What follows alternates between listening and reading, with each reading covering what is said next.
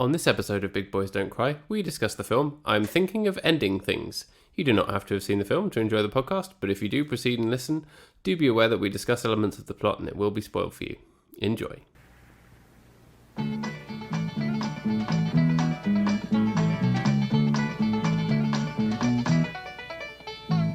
Eat, drink and be merry. Eat, drink and be merry. Eat, drink and be merry at the great new Dairy Queen. I'm thinking of ending things. I'm thinking of ending things after watching that movie. We've been doing this podcast for how long? I don't know. How long has it been? Days? Weeks? Months? Over 169 episodes? Or maybe even 2. I can't even remember. Oh, sorry. Did you hear that? You weren't supposed to hear that. But maybe you were. Maybe I don't know. Was. Who knows?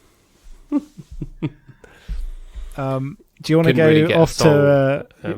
in for this episode. Do you want to go off to a not Dairy Queen and get some ice cream in the middle of a blizzard? Yeah, always. I love Dairy Queen. I've never been. It's good. It's surprisingly good. And Dairy Queen is one of those brilliant American inventions where there are like 10 different sizes of thing and it's got the perfect size for everyone. Most people are just getting the extra large, whatever it is anyway. But if you want the tiny little cup, you can have the tiny little cup. And you know what? The price increments properly as well. You know, it's unlike most things, like airplane tickets, where it's like cattle class, very expensive. Any other class, astronomically expensive, and you would need a mortgage to get it. No, Dairy Queen is the opposite of that. So you get your chinchilla size cup. Yep. I assume that they go chinchilla, greyhound, llama, Indian elephant, sperm whale, moon are their size cups. Moon size cup. The moon size cup. I love that old ballad. I was waiting for my moon size cup. It's a song from the musical Oklahoma, of course. Or a moon-shaped pool, the Radiohead album as well. Oh Jesus! You had to mention Radiohead. How many minutes in are we? Not even 3 minutes in. You've already mentioned Radiohead. Oh, this episode's going to go well. Got to put it in. So we watched I'm Thinking of Ending Things, which was my suggestion. I'm not sure how you feel about this being my suggestion. Well, it was never going to be my suggestion. No. Or maybe it would have been. Well, the thing is, I like Charlie Kaufman. In general, I haven't seen all of his films, so I can't say that I like them all, but the ones I have seen, I like. Although this one, I'm still not sure how I feel about it. I'm still processing it. I finished watching it not long before we started recording, so it's still quite fresh in my mind, but I think I'm still processing it. I know how I feel about it. Go on, then. It's fucking shit, mate. It's a load of bollocks. I've got two things I want to say here. One is this is the shoegaze fans version of Mother. That's the first thing. It is extremely similar. Janitor. It is extremely similar to Mother. Extremely similar to Mother. Even down to the way that it begins strangely but interestingly, escalates into something tense and exciting, and then goes into bullshit territory. It has exactly the same arc. In your text message to me, you described Mother as pure dog shit. Is the same true here? I'd say, well, the one thing I'd say here is the acting in Mother is pretty good. The acting here is very good. Yeah. Is the saving grace of this movie is the aesthetically, acting, score, all of it is exemplary, but it's shit, I think is the way to put it. And in a way, that's an achievement, isn't it? For all of those things to be going right about it, for it to still be bad. I still don't know if I agree that it's shit, but you'll probably be able to talk me around because I'm feeling kind of on the fence about it. I loved everything about this movie apart from the movie. I think is the best way to put it. You should put that one on the poster. Yeah, they really should. So this falls into the very niche subgenre of films, which is this is a vaguely difficult to understand book made into a much more difficult to understand movie because art, yeah.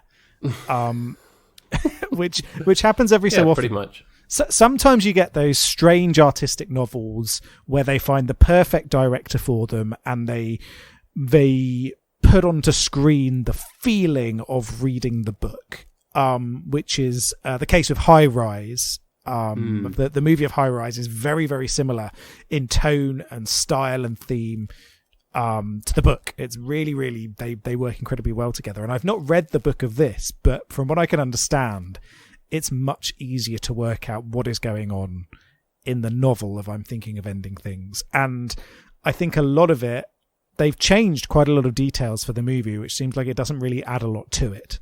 To make it even more difficult to understand. And maybe kudos. they felt like in doing that, they were being faithful to the spirit of the book, but really it just comes across as obtuse, doesn't it? It really does. It really does. And sometimes it can. Sometimes that kind of thing can work. So, you do get the odd movie where they take a vaguely difficult book and make it much more difficult. Like, have you ever seen Under the Skin? No. What's that? It is a Scarlett Johansson movie where she is an alien and she comes down to Earth, and then she's a sexy woman, and she seduces men and then lures them back to her spaceship, and then they fall into a goop pool and get crushed, and that's it. And that's based on the book The Sexy Alien. Yeah, exactly. It's based on the book Sexy Alien Woman by Isaac Asimov. Yeah, exactly. The classic by Asimov. Asimov, he went by when he was writing books about sexy aliens. Oh, yeah, that was his alias. Yeah, yeah. It's like Richard Bachman was Stephen King famously when he decided to not write horror, and Isaac Asimov when he was a horny boy, wrote under the name Asimov. Yeah. So it's directed by Jonathan Glazer, who directed a lot of very good music videos like Virtual Insanity, the Jamiroquai video, Street Spirit, the Radiohead one. He directed some. That is a good video. I will give that to Radiohead. And the credit doesn't really go to them. Exactly. And then it's a good video for a dirge. He directed Sexy Beast. Did you ever see Sexy Beast? No, but I'm aware of the scene in which Ben Kingsley says no over and over again. Exactly. So I'm sure it's really good. It is well good. But yeah, so it's a book. The book itself is basically a critique of like McDonald's and fast food culture and the industry of meat production, where basically her job is to do that. But then she gets a conscience over it and gets murdered by other aliens, and that's the book. Right. And then in the film, fuck all of what's going on. Then none of that context is given. It's just, it's Scarlett Johansson. Oh, this is cool. She's walking into some weird pool of black, and then the guy's taking off his clothes and walking in after her. Oh God, he's just being crushed under the weight of the black goop. Maybe they should have called it Sexy Meat. They really should have. And rinse and repeat over and over with some quite. It's a very distressing movie and very disturbing in various ways, and it's very effective, even if you don't know what's going on. And I'd argue that the same is kind of similar here with I'm Thinking of Ending Things, but I think it by having so many hints to what's going on, it then undermines the fact that you don't ever get that answer. And you can't really work it out either. No, it's not the kind of thing where I didn't read up about the original novel until after I'd seen the film because I wanted to see if it could stand on its own 2 feet, and I'd suggest that it probably can't. Yes, I think I agree, and I've now read a bunch of things about the book and about interpretations of it, where now it makes a lot more sense to me. But if you have to do that to understand the film, then the film has failed, hasn't it? Yes, exactly. And you can make all the arguments about art and how art shouldn't necessarily be black and white, or it's okay for it to be unknowable, and it totally is. But it still tried to tell a story or get something across that didn't get across, I suppose. Did it communicate? Yeah, I think that's exactly right. Is you don't have to spell everything out, but you need to have that communication to the audience, which I think it was lacking. Yeah. And I think actually a good point of comparison on that is Eternal Sunshine of the Spotless Mind, which is obviously, it's the obvious Charlie Kaufman movie, but it occupies that position for a reason, which is that it's really fucking good. and it's really intelligent, and it's funny, and it's emotional, but it has the perfect level of surrealism and strangeness in there that does leave a lot of things open to interpretation, and there's a lot of artistic stuff in there that you can enjoy at a distance, but it still tells an amazing emotional story that just has a great hook. Exactly, yeah. And so that's one of those perfect examples of how to put surrealism into a film and still make it accessible to people. Where you understand what's going on at all times in Eternal Sunshine of the Spotless Mind, really, don't you?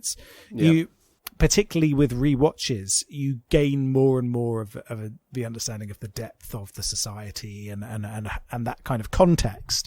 But even on the first watch, it all comes together very, very well. And I don't think the same can be said about I'm Thinking of Ending Things. I've seen Eternal Sunshine over and over and over, and there was a thing in it that didn't click with me until when we watched it for that episode, however long it was ago, which is the bit about Huckleberry Hound, which is where she said her name's Clementine, and like the song, like Huckleberry Hound, and that the first time it's actually the second time that they meet after having their memories wiped, and he's like, oh no, I don't know Huckleberry Hound, and it's because towards the end of the film in the flashback you realise that was part of the memory of her that was deleted, and that never clicked with me until the last time I saw it. And I think all of Kaufman's films are like that. They are probably worth rewatching. I mean, I'm never going to rewatch I'm Thinking of Ending Things, as you say, because it's too surreal and too confusing and too out there. But if you were to watch it again, there probably would be little things like that you would twig that would give you that bit of satisfaction. So to have that kind of rewatch factor is a good thing and is a testament to Kaufman's prowess as a filmmaker, but it's still too weird. Yeah, too weird, you artistic nerds. Yeah. I don't know. I might rewatch it at some point, but I don't like this film. I think it's one of those movies where there's things in it that I like, and so I might give it another watch, but I think in the back of my mind I know that I'm never really going to gel with this. I know you enjoy a good maggot-infested pig. I particularly enjoy the animated version of a maggot-infested pig walking around a high school. Leading naked janitor so you could see his saggy bum. Yeah, exactly. And I think part of the frustration is that I think for the most part, until the ending, and I mean until the very, very end, I think it's almost there. And I think if they added something at the end that really did tie it together, which is what seems to happen in the book, I think it would work. It would be salvaged, because there is a lot. Yeah. There's a lot here that does work, So I read that in the book, it's the janitor. So obviously it is kind of told from her perspective, but it's in the janitor's mind, and he's looking back on life and seeing it was actually just some woman he saw in a bar, and he's imagining what could have been, and all of that stuff is fine. And I think you just could have done that maybe with a little bit more narrative framing of that, couldn't you? And then it would have maybe made it a bit more accessible. But I feel that, I worry that in saying that, we're just going to come across as Philistines who don't get this thing, And that's the kind of thing with this kind of filmmaking and this kind of art in general, isn't it? If you say you want more narrative devices, you look like you're the one that doesn't get this highbrow thing. Oh, when yeah, actually yeah. It's probably just shit. And I'm willing to say that it's shit with Darren Aronofsky, because I, in general, don't like his work. But with someone whose work I do like, I'm always hesitant to just go, oh, it's shit. and yeah, I think Mother is shit. I think we can say that. I don't like that film at all. I think... And I feel as though this movie does fall into a similar category. And I do... It's not a good movie. I think all of its individual components, apart from the story and the narrative framework, are excellent. And I think that's reason enough to watch it, because I think people should give it a go, and they might get more out of it than I have, and then you have. But for me, at least, what are you trying to convey if the audience cannot get what you're trying to convey? Yeah, exactly. And it doesn't have to be spelled out for you. It doesn't have to be Michael fucking Bay. As much as I'd love to watch Michael Bay's I'm Thinking of Ending Things. Janitor goes into school. Scene 1. He's got a rifle on his back. a tank pulls up behind him.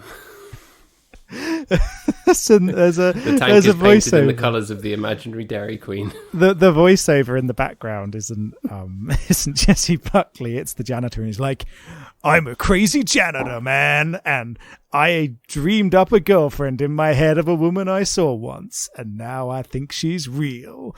And it's just really heavily explaining the point of the movie for the entirety of its 90-minute runtime. Just he's mad as hell and he's not going to take it anymore. But he also wants to go to the Dairy Queen. He wants a Dairy Queen. And apparently in the book it was called a Dairy Queen. Here It's called Clown Village or whatever the fuck it is. Tulsi Tundra, what is it? That's it, something like that. The stylization of that I thought was fantastic. That was very cool. It felt very authentic. And so I did really enjoy that. And I think that was one of those scenes that really worked as well and made you really think that there's two kinds of the thinking, what the fuck is going on here? Yeah. There is the exasperated, what the fuck is going on here? It's a WTF movie. Which is what happens at the end. But then there's also the, what the fuck is going on here? Which is like I'm very intrigued. And I think the scene at the fake Dairy Queen is one of those moments where you're really, what the fuck is going on here? And you really want to understand what's going on. But by the end of the movie, and I think the end of the movie it's not one of the strangest things I've ever seen in cinema, but it is up there. You know, it's getting. I thought you'd enjoy it, given that you love musicals so much. I do love musicals so much. You're right. I think really what this film is about is an attempt to convince you that musicals are good, because tonally, this is the kind of film that you like, right? Yeah. And visually, I feel like it's the kind of film that you would enjoy as well. But, it gets about half an hour in, he starts mentioning musicals, he starts naming musicals, they start talking about Oklahoma, and there's references to Oklahoma thrown in, and then eventually it just sneaks in there with the big musical number at the end in a big affecting way, and I thought that would be a good way to sneak it and sneak the point over to you that musicals are actually really good, yeah? Yeah, it didn't work, unfortunately. Damn it. I paid Charlie Kaufman to do that. But I thought even up to the dance number at the end, where there's that fight between the janitor and the fake him. Which apparently is like a ballet performance version of a scene from Oklahoma. Which is, and I thought that was a musical that I am overly familiar with. It was one of those ones that, like, there was a VHS tape of it at my grandparents' house, but we didn't watch it. More like Oklahoma. But I thought even up to that point, I was like, this is really cool. And if it all comes together after this dance number and it tells me just a snippet of what the fuck is going on, I think it would be really good. But then it goes even weirder. So he gets naked, follows a talking pig, sees an animated version. An animated talking pig that walked off Watership Down. The original good one, not the one that came out last year that looked like Fortnite. And then there's the musical number at the end where he accepts his prize for being the most frustrating man in the world. That's what it's about. It's about frustrating men. Yeah, exactly. But he says in that thing, doesn't he? That's where it starts to get to maybe trying to sort of make a point, where like the talking pig says to him, a person and their ideas are one, go and get dressed, which I quite liked. And that's kind of trying to make some kind of big lofty statement about art and ideas. I liked that.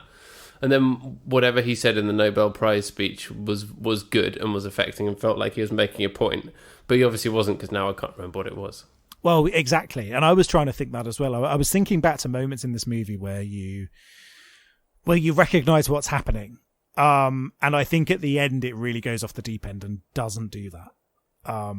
Which is its biggest failing. And throughout the rest of the movie you can see those snippets where it's going, yeah, okay, yeah, that's all good. But then at the end it's just like, no, he's doing a fucking musical number. Why? Why? He's got why a stage set on this? That's been wheeled out. His parents are there, and they're in really bad old person makeup. Professor Lupin looks like he has turned into the werewolf. And it's really interesting because sometimes, like I said, sometimes this does work very well. So Under the Skin is one example, and then the adaptation of Annihilation, the Jeff Vandermeer novel that came out. I think it might have been last year or maybe the year before. is a wonderful movie, directed by Alex Garland. I don't know if you've seen it or read the book. No, I have not. It's a super fucking weird sci-fi movie about this weird anomaly, and people go through and weird shit happens and they never come out again. And it's all about one of these expeditions where this woman goes in with the expedition and her husband went through in the last one. And it's a very, very strange, very affecting trilogy. And I was very intrigued before I watched the movie to think, I wonder how they're going to actually convey this. And the answer is, yeah, we're not going to convey it. The movie ends much like this with a dance number between Natalie Portman and the weird multicolored demon clone of herself, where they're mirroring each other's moves. And it's just like Black Swan. Exactly like Black Swan. Yep. It's Black Swan apart from with giant mutant bears. That sounds like an improvement. It's I mean, it is. It's a really good film. I really loved Annihilation.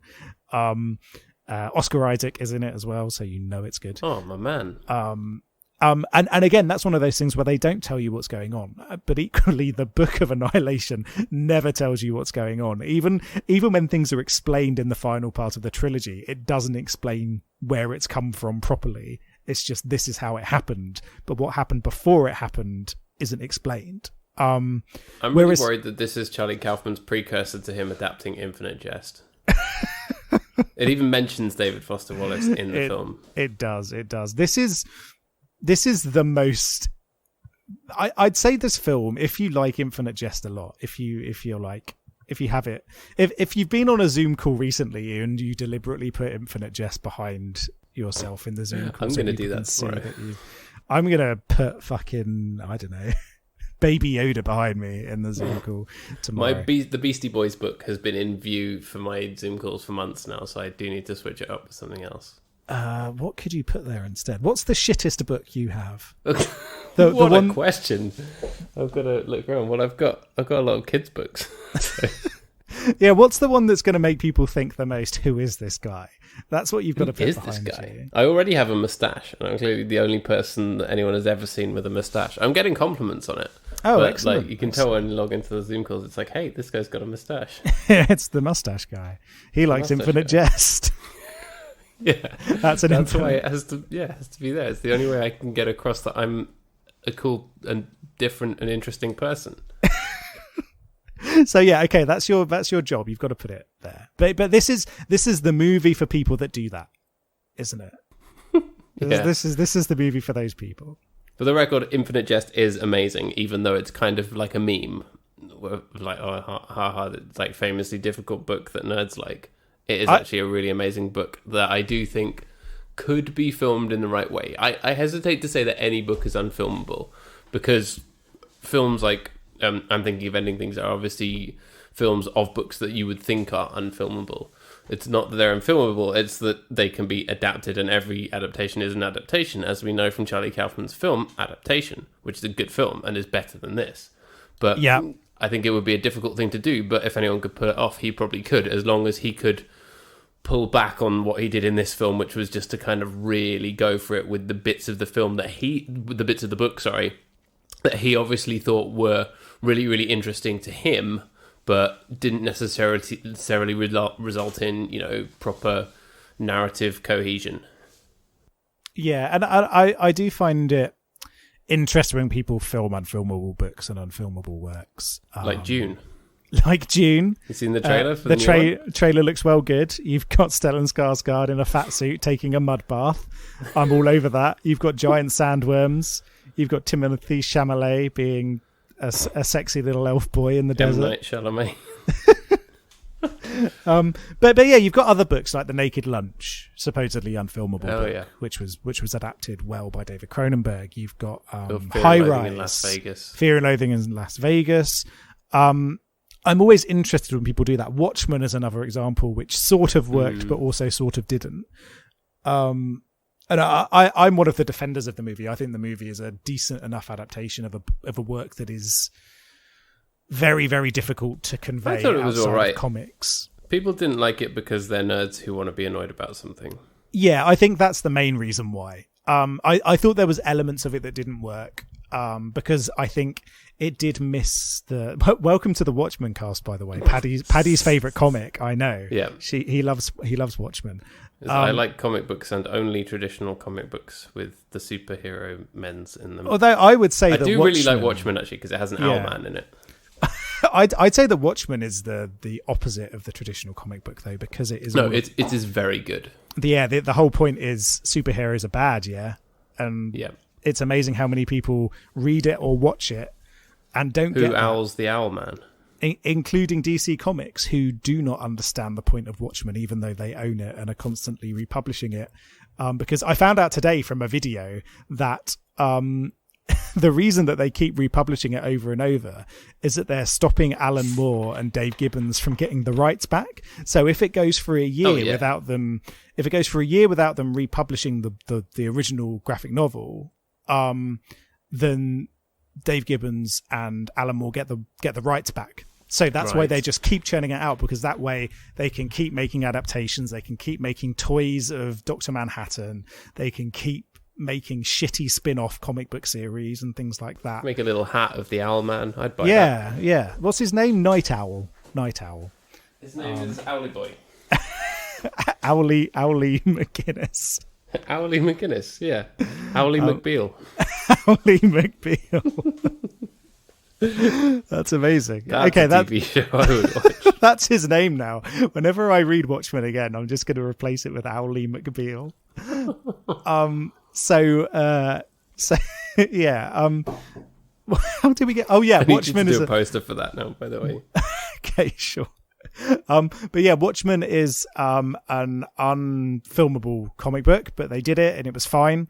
But this, it feels like it's just too far up its own arse. I'm sorry, but that's the main problem, isn't it? I really didn't want to say that or to think that, but I think you might be right. It's too easy to look at something like this and a director like Charlie Kaufman with the body of work that he has and say that he's up his own arse. But maybe he is. But I don't think he is. And I think, I've not seen all of his films, but what I've seen, I think is comprehensible. Being John Malkovich is amazing. Yeah, Being John Malkovich is an incredible film. I haven't seen Cynic Douche New York. Have you seen that one? No, that's one of those films that I've always wanted to watch. I think that's supposed to be his masterpiece, isn't it? Yeah, but again, Philip Seymour Hoffman, and I love him. And I think the point of that is the spectacle, which isn't the point of this movie. No. Watching it as a purely sort of visual cinematic piece, there's a lot to be said for it, as in it's very, very uncomfortable to watch, even though there is a very bleak beauty to it on screen. And at first, for the first half hour, they're just in the car, and you're like, okay, this is still watchable, even though they're just sitting in a car. So, and a lot of it visually is very, very striking, especially the spectacle of the dance scene and the musical number, and of the shots of things in the snow, and even the spectacle of the Dairy Queen stuff is really, really well done. So as spectacle, I think it works, but it's not enough.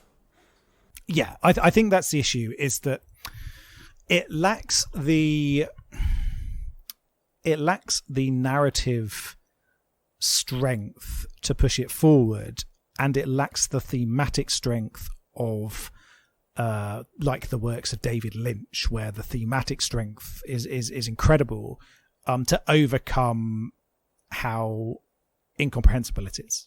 Like, this movie makes about as much sense as Mulholland Drive, but Mulholland Drive has the power behind it of the theme, which is very easy to understand despite the narrative. I've never seen Mulholland Drive. It is very, very good. Or Blue Velvet's another example where the key mystery in that is pretty straightforward. Dude finds ear. Where did ear come from? But it goes on that very bizarre adventure from there. But the thematic elements of it are what makes it so strong, and that's why David Lynch's works stand out so well, even if they are bizarre and they are strange and they don't have traditional narrative plots to them. Whereas here, I think thematically it doesn't have that strength, which means it can't get away with being as strange as it is in terms of leaving the viewer with no answered questions. I think that's really astute, actually, because you can either be wondering, okay, what's going on, or you can be wondering, what the hell is this about? But if you're wondering both of those things at the same time, it's too much. And that, I think, is the problem here. Yeah, and I think if it went one way or the other, it would be fine. You could have it. You could have a script as bizarre as this, and I think for the most part it almost gets there. I think all of the elements with the parents in the house, you realise either there's some kind of weird time loop going on, or it's all in his head and he's living through all memories at the same time, or something like that. All of that makes perfect sense. But then when it veers towards its end point, it loses that, because you're thinking both of those points at the same time. What is this thematically? What the hell is going on? Yeah. And I think when it was in the parents' house and the parents were doing their thing and being embarrassing and awkward, that was the point where I started to think, okay, now we're getting to something. Is this actually about him? And about him sort of his identity and him discovering who he is, and the genuinely the surface level sort of awkwardness of bringing someone home to meet your family. Maybe it is just about that, and the way it's doing it is in quite a surreal way that's trying to dive deeper into this character's mind. But then it went off in a completely different direction from there. Yeah, and I didn't necessarily mind that. I was very surprised, almost refreshingly surprised, when halfway through the runtime they leave the parents' house. I'm like, oh, this is unexpected. I wonder where this is going to go now. But then you've got another half hour in a car. Yeah. And it's just like, okay, we're back in the car again. They're talking about clever books and films they've seen. Yeah. That was the bit where it did feel up its own arse. That fucking bored me when I was at uni surrounded by these people, let alone watching a film about these people now. Like, is there any way to do that on screen without it just looking like someone saying, I've read some clever books, yeah? The other person needs to turn around and say, yeah, but have you ever watched Predator? Predator's well fucking good. It's got an invisible alien. Have you seen Sonic the Hedgehog? It's got Jim Carrey in it as Dr. Robotnik. Yeah, exactly. That's what you need. And he goes, of course I want a latte. I love the way you make them. Which is the greatest moment in cinema. I think that's the only way to offset someone talking about something smart in a film and not appearing like you're being a bell end. Is just to immediately the sacred bring up... and the profane. Exactly. Now that sounded like something an arsehole in a Charlie Kaufman movie would say.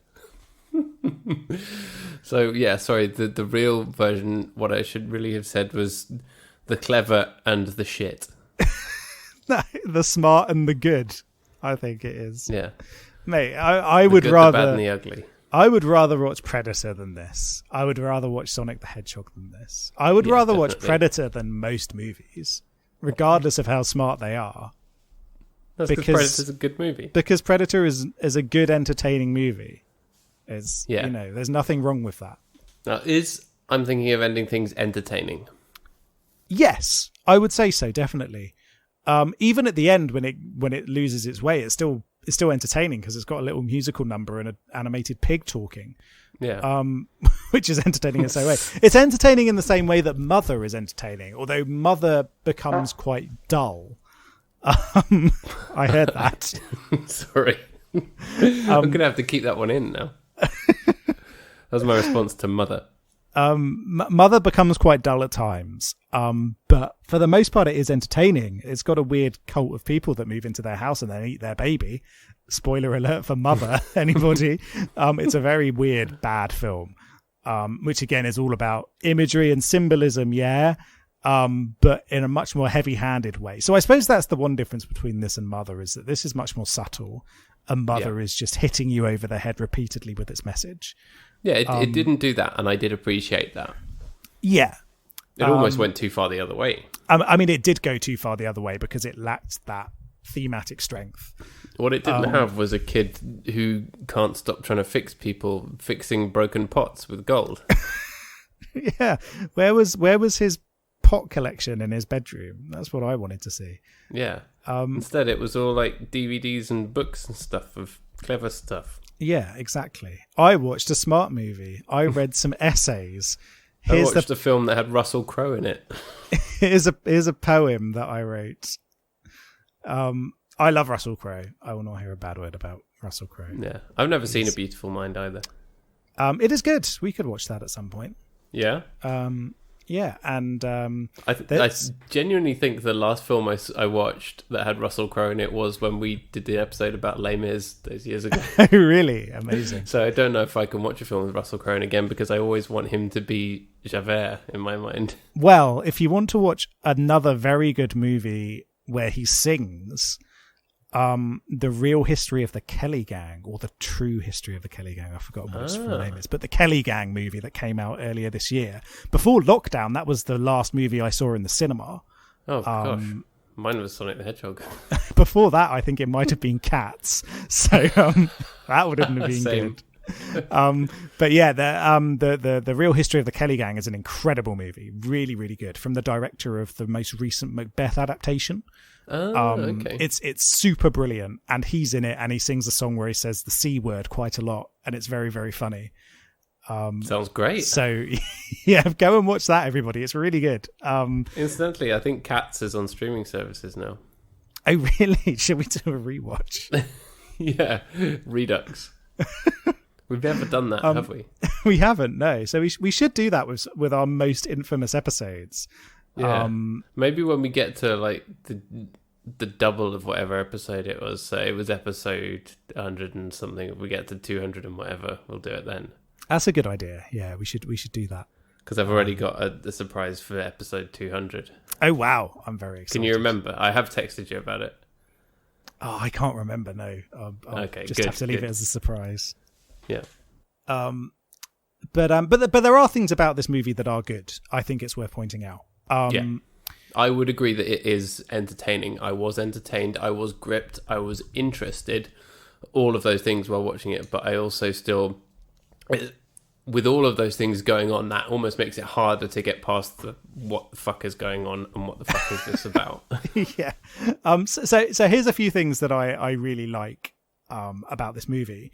And it's the minor things. It's the detail in this film is really good. So I think the sound design is excellent, and you've got that very weird journey at the beginning.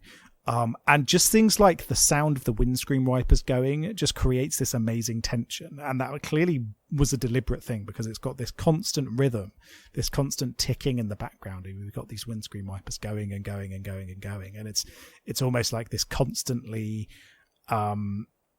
ever-growing noise. It's very fascinating the way that they included that, and I thought that added a lot to the scene. But more than that, you've also even got the framing. So did you notice that this is in a 4:3 ratio? I did, yeah. I loved that. I thought that was really, really effective, and it gave it... Often that will give a film a sort of a certain 70s, 80s, 90s quality, but it didn't do that at all, did it? It just made it feel claustrophobic, and it went really well with all the scenes in the car and the school or whatever. Yeah, I thought it was really effective. Yeah, and it's not the only time that a modern filmmaker's used that technique recently. So The Lighthouse, the Robert Eggers movie with Robert Pattinson and Willem Dafoe. It's not as good as The Witch, I'd say. The Witch is a very, very good film. I'd say The Lighthouse is decent, but it's a bit full of itself. Right. Which is a bit of a shame. But again, it's in that 4:3 framing, and that adds a lot of claustrophobia to it. And obviously it's a very vertical film because it's pretty much entirely set in a lighthouse or around a lighthouse. So having that there is really important. And I think this is a movie about being trapped, really, isn't it? And that ratio decision adds a lot to it. And also, here's my wanky statement of the episode. It seems as though a lot of the time, geographically, this movie doesn't make sense. There's a non-Euclidean sense to the geography in this film. Come again? A non-Euclidean, which is basically where... Thank you. It's basically where the rules of physics don't really apply. That means there's no geometry here. There's no geometry here. And I think this movie felt like that, didn't it? It's very disorientating because they're in this really long journey. They're in this house where none of the rooms really make sense in terms of where they are. The house is very much like this maze, but I mean, and things are changing constantly. Have you been to Oklahoma? Is that what Oklahoma's like? I've heard that that's just what it's like. You enter Oklahoma, and 20 years later you leave, but for you it's only been 15 minutes. Yeah. Right. That's what happens in Oklahoma, and it's well documented in the musical Oklahoma, but as neither of us have seen it, we can't comment. I do know the song in Oklahoma, which is just someone screaming incomprehensively for 15 minutes solid while someone bangs a cajon in the background. Yeah, Oklahoma was made by the band Slipknot. Everyone knows that. Everyone knows that. I would listen to a Slipknot version of Oklahoma. Of Slipknot, course. if you're listening... No, we know you're big fans. Go and do Oklahoma, please. But yes, the non-Euclidean geography in this movie, and it adds a lot to that sense of disorientation that the viewer has, and I think that was very effective. Even though they're always on their way somewhere. Yes, but you never understand where or how long it's going to be or anything like that. Or like I said, even in the house or in the school, it all feels like a maze that can't be mapped almost, which is good. I've also written some very incomprehensible things, which I'm not sure if I'm going to remember. This one I do. You could probably turn those into a novel that will win the Booker Prize. I could. Or maybe it will get turned into a Netflix movie adaptation. Who knows? Yeah. I did enjoy David Thewlis going, all the time after everything. That was great. I'm Northern. I'm Northern. In Oklahoma. In Oklahoma. But here's a few things. I don't know if you'll be able to help me with these. Yes, drag Wordsworth queen. They have a conversation about poetry, and he's like, Wordsworth, and she's like, nah. Okay, I do and remember. She's a that. poet. She says something like that title's too long, doesn't she, or something like that. I do remember that. Yeah, drag Wordsworth. Fucking right, drag Wordsworth. Yeah. Who does he think he is? Lonely as a cloud. Bullshit. Clouds aren't lonely. There's thousands of them up there. Yeah, they're the most popular kind of vapor in the world. And then I've added, why is there so much poetry at the moment? Because I think that's because we've had really loads of poetry in these movies recently. Although if it wasn't for Wordsworth, we wouldn't have had the song Xanadu by Rush, which is one of my favourite prog rock jams. So, Oh, there we go. I do have to thank him for that. I listened to that on the way to my baseball games. Excellent. And then finally, I fully agree with this sentiment, but I'm not sure where it came up. Yeah, fuck you, Mussolini. You were shit at trains, you fat dead fascist bastard. So they must have mentioned Mussolini at some point in this movie. And yeah, fuck you, Mussolini. I do not remember there being any mention of Mussolini. And he was shit at trains. You're fucking shit, Mussolini, and you're dead. Sucks to be you, Mussolini. Shut up, Mussolini. So yeah, they must have mentioned Mussolini at some point. You don't remember them mentioning that? No, I don't. Maybe that was just some kind of fugue state that I was sent into by this movie. Yeah, but that could well have been mentioned at some point. Yes. There is a bit as well where they talk about how Baby It's Cold Outside is a rape anthem, and I appreciated that. Because it's a horrible song. Yeah, we've discussed that before. We have, yeah. So Get Out. That's a rubbish song. But yeah, but I think the acting is great, isn't it? I think. Yeah. Is another thing to take away. So I think all of the cast is really good.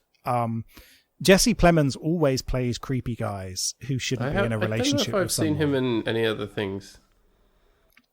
So I've seen him in a few things. He's in an episode of Black Mirror, a very, very good one, which is kind of a play on Star Trek. It's very fun. And then he was in another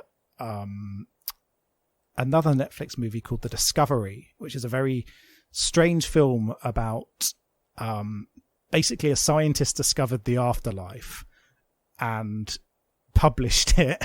And unfortunately, that led to lots of people committing suicide because they knew there was something else on the other side, and it's got to be better than here, which is a very horrifying philosophical thought. Yeah, and it's a very interesting movie. It's actually something we could watch for this because it is kind of about a romance. It stars Robert Redford as the science man, but then also Jason Segel as a seagull. It's an animated movie. Chekhov's The Seagull. Yeah, exactly. So yeah, we could watch that at some point. It's an interesting film, and he's in it, our boy Jesse. But then right. But then the other Jessie in this movie, Jessie Buckley, she could do anything now, I think, and I would watch it. If she can do a movie like this and pull it off, I'd watch her fucking playing every member of Slipknot in a Slipknot biopic, and it would be. Hey, she could do it. I mean, she could do it. That's the thing. You could be the clown. Because she's amazing. Like, genuinely, I mean, one to watch for future Oscars, I think. Yeah, 100%. Everything I've seen her in, she has been really, really good. Yes, yeah. And yeah, same here. So I'm very excited to see where she goes next. I know she's in the new series of Fargo, the TV series. Okay. I've not seen that, but obviously the film is a masterpiece. It's a cool show. I only watched the first series of it, but it is what I've seen of it is very, very good. And then obviously she was in Chernobyl last year, which was excellent, and Beast, which we watched on this podcast, which was a really good film. Yeah, that is great. If you've not seen Beast and you're listening to this, go and watch it. Not to be confused with Beastly, which we also discussed. Yeah, don't confuse the two. No. Yeah, Beast is an amazing movie, and it deserves to be seen by more people. So do go and watch that. And her performance in this did remind me of her performance in Beast a little bit. There are some similarities in terms of her sort of falling in with a guy and you're not really sure what's going on, and there being a sort of a sense of impending doom. There was a link there that I did appreciate. Yeah, definitely. I think her character had those kind of similar nods there. Which I guess is part of the reason why she was so well cast for this. But I think she really did give it an energy and give it a depth that I think might have been lacking if someone else had taken it on. So, she's great in this. But then obviously you've got Toni Collette and David Thewlis, who are both brilliant. They're fantastic, yeah. But even the minor characters as well, I think really do add a lot. You've got, God knows if I'm pronouncing this correctly, so I apologize if I'm not. But, Colby Minifie, who I know from The Boys, which is a good TV show. She's just saw a trailer for that on TV just now, actually. It's very, very good. Again, very bad name and very bad title sequence and artwork that looks like that Evanescence artwork we talked about on our other show that looks like it was done in a sixth form art project. I know, it's really trashy. But it's another one of those great things. If you're sick and tired of watching superhero movies like all good people, then watch The Boys instead, because it's another one of those things where superheroes are bad. Who watches The Watch Boys? But unlike Watchmen, where you need to think, The Boys is let's fucking blow them up. Yeah, it's great. It's really funny. It's a very, very funny show. It's got a lot of good satirical critiques of the current entertainment industry and of comics, and of superhero movies and the idea of a superhero in general. But yeah, like I said, it's got lots of explosions and people blowing up and people swearing and jokes. So yeah, I like jokes. So get on that. But yeah, she's in that, and she's very good in that as well. She in I'm Thinking of Anything, she's the female lead in the movie within a movie. Yes, I loved that. I thought that was a really good moment. Yeah. Directed by Robert Zemeckis. Yeah, which was great. I really enjoyed that bit. And that's what I mean, is there's moments in this movie which really work and are really interesting, but it's just, I still can't recommend it. I still can't say that I think it's a good film, because it lacks that certain something to elevate it beyond how difficult it is to follow. Yeah. It's not going to be an easy ride. It's not something to put on at the end of the day when you're tired. No, you need to watch it just maybe not immediately after you've had a coffee, but about 30 minutes after you've had a coffee. Yeah, when the caffeine's really worked its way through your entire system, and you're like, right, I'm ready for this. I'm ready for this. Let's watch this. Bring it on. And let's look at every single detail and work out what's going on. Yeah, stare very intently at them as they are in a car where you can't see anything outside the car. Yeah, precisely. For a long time. Precisely. But yeah, it is an interesting film. I just can't recommend it. I think, which is a shame. No. Watch it if you think it's the kind of thing that you'd be interested in, and you will find things that are interesting about it, but whether it's enjoyable, I don't know. Yeah, I think... Interesting doesn't always mean enjoyable, does it? No, and I think just because you liked Eternal Sunshine, it definitely doesn't mean that you'll like this. No, or even if you like Being John Malkovich. No, it's more difficult than that by a long way. So yeah, it does come with a warning that it's not. It's for not fans easy. of the musical Oklahoma. Yeah, that's the one group who can watch this and not worry about stuff like the dead frozen lambs, where you're like, why are you showing me this? What is the point of they're this? frozen, they'll be fine. It's like, sure, okay, yeah, fine. Yeah, it's. I was a bit disappointed because it really was. It was more difficult than it needed to be, and I don't like it when things are more difficult than they need to be for no apparent reason. It didn't feel like there was a good reason for it. No, I totally agree with that. And again, especially if it's adapted from a book, it's almost more forgivable if someone pulled it out of their ass.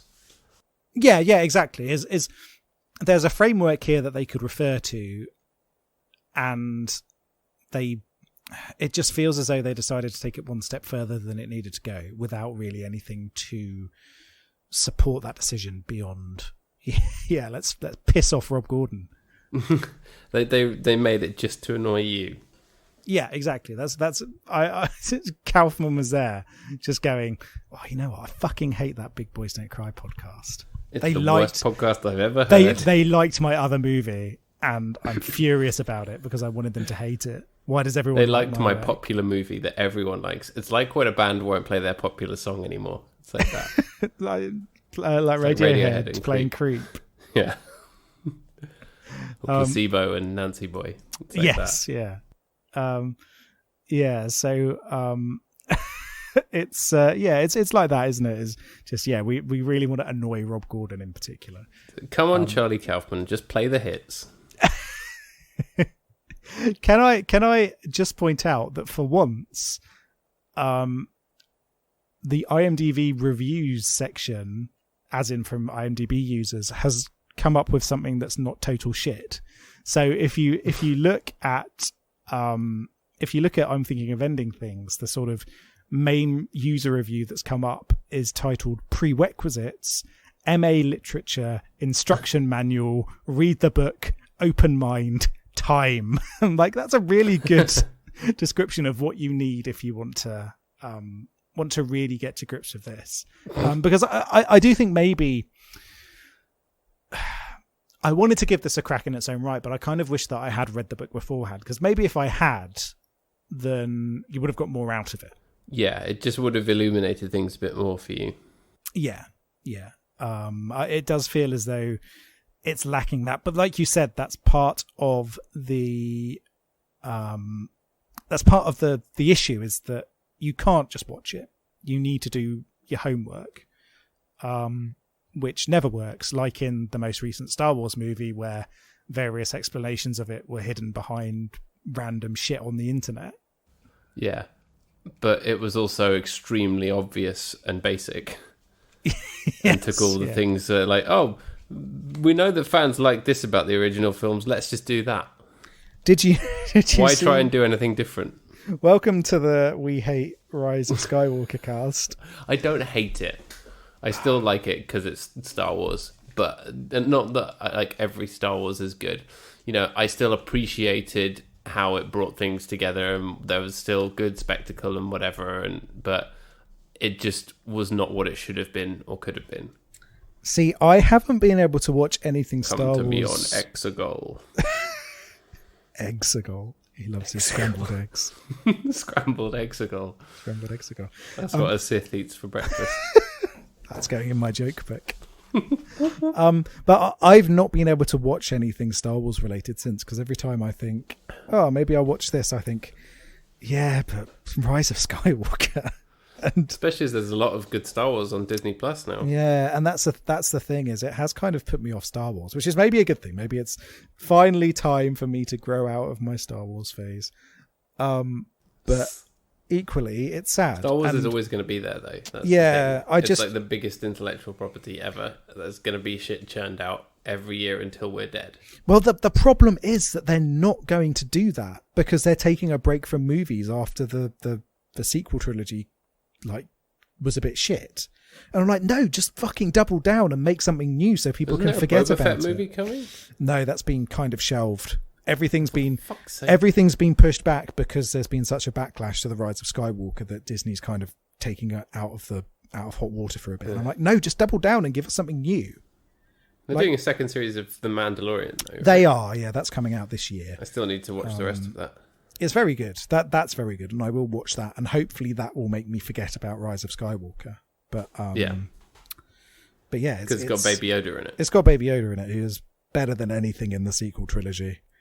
But yeah, did you see today that apparently at the beginning they were thinking of making Rey Obi-Wan Kenobi's granddaughter? Yeah, that's even less believable than Palpatine, because Obi-Wan Kenobi clearly does not fuck. Oh, exactly. At least Palpatine, you think, yeah, Palpatine was probably fucking his way around Coruscant when he was a senator. Yeah. You saw him with his, his slick back hair and his sort of nice. What was it they wear? Like a tunic. He's when he's in that kind of blue get-up, you're like, yeah, he fucks. He's just going around to the different bars where people are offering him death sticks. Do you remember that from the second episode 2? You don't want to buy some death sticks. You don't want to say death sticks. But yeah, he's going around there and he's like, I've got diplomatic immunity. Want to fuck? Yep, that's how it happened. That's exactly how it happened. Ewan McGregor wouldn't have done that. No, exactly. He was too much of a gentleman. Slash soy boy beta cuck, as it turned Alec out. Guinness, you could believe it of him. Oh yeah. He was getting down and dirty with the Sand People, the Tusken Raiders. Yeah, all the time. But yeah, no, not Ewan McGregor's Obi-Wan. He was definitely celibate, but whether incel or non-incel, I'll leave that up to the audience to decide. Yep. But anyway, right, would you like some trivia about I'm Thinking of Yes, Ending please. Things? Yeah, I think we've said all we need to say about it, haven't we? So Brie Larson was first announced in the main part before being replaced by Jessie Buckley. And I like Brie Larson, but I think Jessie Buckley was perfect for this film. Yeah. It would have still worked. Yeah, it would have still been worked. as impenetrable and as WTF. Yes, yeah, exactly.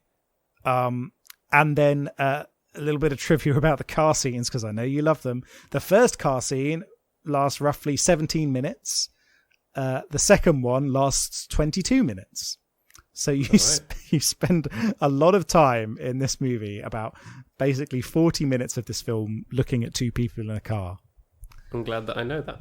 I'm glad you enjoyed that fact. But yeah, that's it for the trivia. So I guess all that remains is to rate this. Yeah, let's do it. So how many Oreo gunk things do you buy from Fake Dairy Queen? Fake Dairy Queen. I would buy, let's see, 8 of a possible 20. Maybe that's even a little bit too mean. Maybe even 9. Yeah, I think that's right. Because I found it difficult, because how do you rate this movie? It's like saying, this gets a purple out of potato rating. It's that kind of film where you can't really rate it. But yeah. I think a pig out of a frozen lamb. Exactly. And I think there's. I think I'm going to match you on 9 in that I don't like this film, but there's bits about it that are very interesting and very well done, and I think that's to be commended, even if it shits the bed at the end. There's a lot of it that is really respectable and that is good. There's so much good filmmaking buried in there. It's just that it never gets over the what's going on factor, and 9 points is almost halfway there. It's almost a Bon Jovi, and all of the really good stuff in there are contributors to that, but ultimately it still fails. Yeah, exactly. So I think that's a fair assessment of it, isn't it? Yeah, I think so. But do watch it if you've an open mind. Yeah, definitely. I think give it a go is that's the real rating of this movie, isn't it? Is give it a go and see what you think, because you might get more out of it than we did. It's not light entertainment. No. Unlike most of the garbage that we talk about. And speaking of garbage that we talk about, what have you got next for us? Well, we're sticking with Netflix, but we're going to hit up Love Guaranteed, which has been very popular of late and looks like, light entertainment. A nice romantic comedy palate cleanser after this. I do not know this movie at all, so I'm excited to find out what the hell it's about. Every time I open it up, it's right there. Oh, wow, okay. Love Guaranteed. I think it's just come out. I'm thinking of ending things, and you get Love Guaranteed. I think, that's this podcast, isn't it? Exactly. Oh, dear. Yeah. It's about a guy who hires a lawyer to sue his dating app because he's still single. Lol. Is there a more 2020 film than that? Well, yeah, Apocalypse Now, probably. I don't know. But Marlon Brando better be in it. I'm excited. Oh, yeah, sorry, I've set up some expectations now. Crucially, this is a good solid 90 minutes rather than 2 hours 15. So cool. Okay, that's good. I'll be able to just whiz through it. Excellent. All right. Well, thanks a lot for listening in. We really, really appreciate it. And we hope that if you have watched I'm Thinking of Ending Things, that you did enjoy it or that you did get something out of it. We will always try and talk about interesting and different films on here. So I'm glad that we did talk about it. And thanks for being along with us on the ride. Yes. Yeah. I hope you enjoyed it more than we did. But at least got something out of it, even if you didn't love it. Yeah, for sure. You can find us on Twitter at BigBoysDon'tPod, on the emails bigboysdon'tcrypodcast@gmail.com. Always love to hear from you. Any film recommendations, etc., trivia, general rantings. We're here for it. Try and sell us death sticks. Whatever you want to do, we're open. Are we stupid for not understanding this movie? Let us know. Yeah, email us and tell us we're stupid, please. Oh, before we finish, let me just tell you something. I received a hate comment on one of my articles. What? Yeah. I did a review of a game called Kingdoms of Amalur, which is a game that is a remaster of a game from 2012 that I loved at the time and has not aged well. And some random crank from Florida. They're always from Florida. They are always from Florida.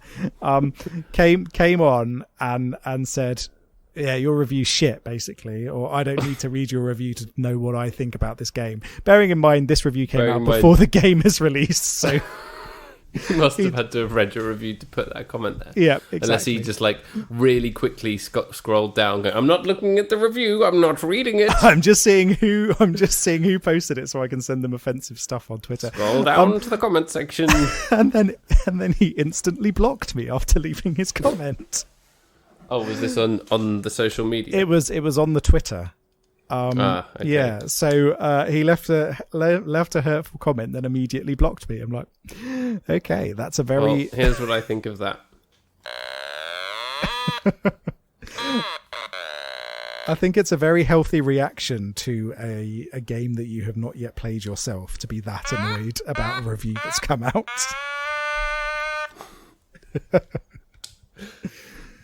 Yeah. Well, fuck you, that person. That's all I have to say on that matter. But if you'd like to send me more abusive stuff on Twitter, then go ahead. Tell me I'm stupid for not understanding this movie. Yep. Come on, Kaufman stands. Yeah, Come on for us. Come for us. All right. If we're still here next week after we've been taken down by the Kaufman stands, we'll be back next week to talk about Love Guaranteed. Alrighty. Bye-bye. All right. Bye.